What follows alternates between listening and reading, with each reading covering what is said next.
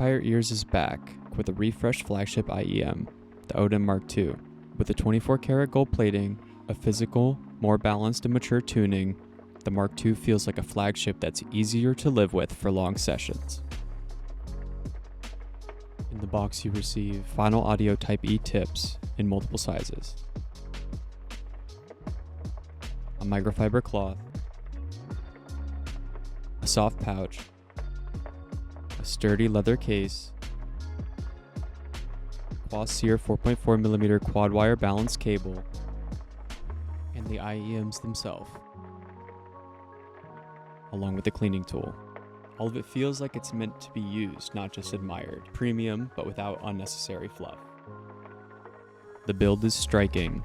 It's got a solid aluminum shell capped with the already mentioned 24-karat gold faceplate. Depending on your taste, it's either bold or a little too flashy. They're on the bigger side, which means you get great passive isolation, but they might feel a bit snug if you've got smaller ears. The angled nozzles and good tip fit make them secure and snug without constant readjustment. The Odin Mark II leverages a complex 11-driver array and crossover system to achieve its detailed layered sound, tailored for high-resolution playback with powerful source gear.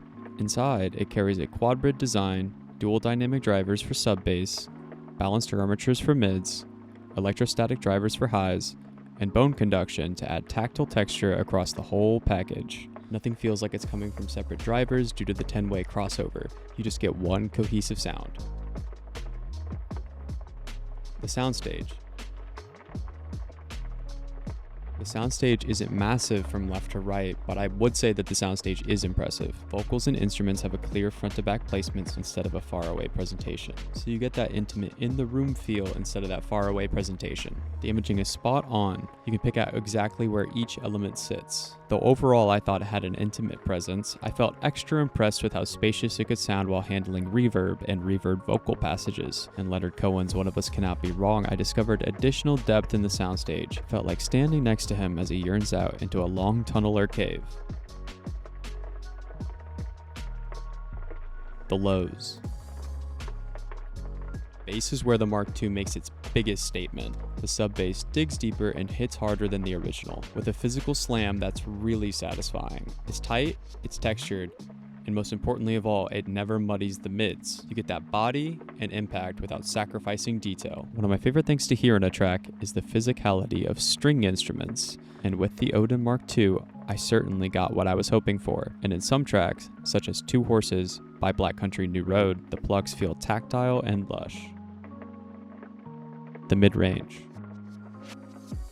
The mids are forward and vibrant. Vocals come through with a natural emotional quality, whether it be a soft ballad or a gritty rock track. Female vocals are very raw and their liveliness can come with a bit of shoutiness sometimes, but overall the definition feels pure. Guitars and strings all have this tactile edge that really makes them pop. It's engaging, no doubt, but on some recordings it can feel a bit forward. So pairing it with a smoother source can kind of help mellow it out.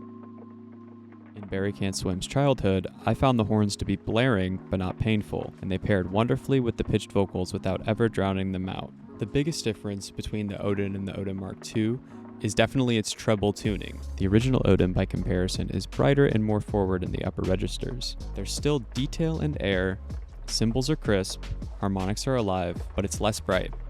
The treble on the Mark II has been dialed back a bit. That means less sparkle, but more comfort for long listening sessions. You trade a little bit of excitement for a sound that's just easier on the ears. In Florist's Sci-Fi Silence, the high-frequency synth bloops in the beginning, along with the surplus of ambient high and middle accents, pair nicely with this treble-forward tuning, never feeling too grating. It also helps that the bass is able to reel in and balance the highs. The result in this new tuning is a treble that remains detailed and vibrant without veering into the fatigue territory. Again, comparing it to the original, the Mark II's bass is fuller and more physical. Mids are more lush and intimate, and the treble is smoother.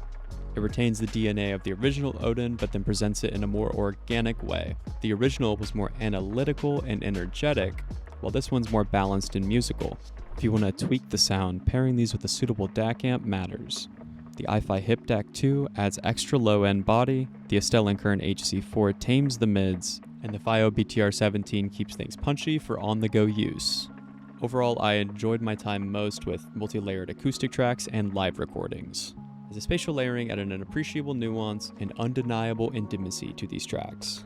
With deep, detailed bass, clear, textured mids, smooth treble, premium build, great isolation, and accessories that actually feel high-end, it creates an enticing bridge for IEM collectors and serious listeners to cross. But ultimately, this isn't just the original Odin with a new coat of paint. The Mark II is a deliberate retune, while adding weight, depth, and a more natural balance. If you want an IEM that hits hard, stays clear, and still feels refined, the Odin Mark II absolutely earns its flagship status.